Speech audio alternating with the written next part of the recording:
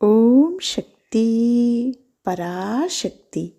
அன்புச் செல்வமே, கேட்பது, வேண்டுவது, நினைவுறுத்திக் கொள்ளுவது, பாதங்களை தஞ்சமடைவது, பூஜை செய்வது, வணங்குவது, சேவைகள் செய்வது, நட்பு கொள்வது, தன்னையே இறைவனுக்கு சமர்ப்பிப்பது, இவை பக்தியின் 9 விதங்கள்.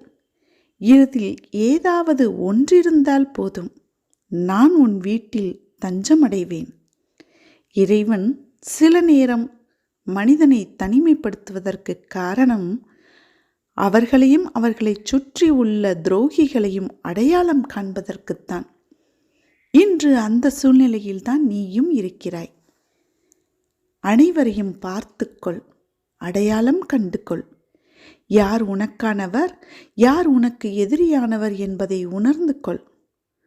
நீ விழும்போதெல்லாம் தாங்கி பிடிக்கவும், மனம் உடையும் போதெல்லாம் தட்டி கொடுக்கவும், தனியே அழும்போதெல்லாம் உன் கண்ணீரை துடைக்கவும் உன் அம்மா நான் இருக்கிறேன்.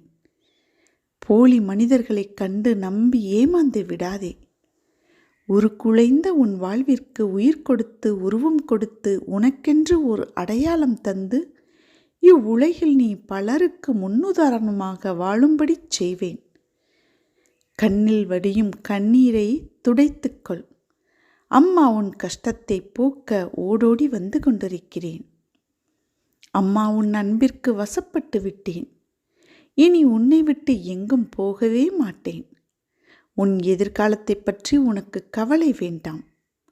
முக்காலமும் உனக்காக நிற்பேன் இந்த ஓம் சக்தி தாய். சந்தோஷமா தங்கமே? இனிப்பான நிகழ்வுகள் உன் இல்லத்தில் நடக்கும். உன் மனவலி போக்கி உன் முகத்தில் புன்னகை மலரச் செய்யும் செய்தி ஒன்று உன்னை தேடி வரும். இந்த நொடியை என்னிடம் ஒப்படைத்துவிட்டு மகிழ்ச்சியாக இரு. விரைவில் அந்த செய்தியை காது குளிர கேட்பாய்.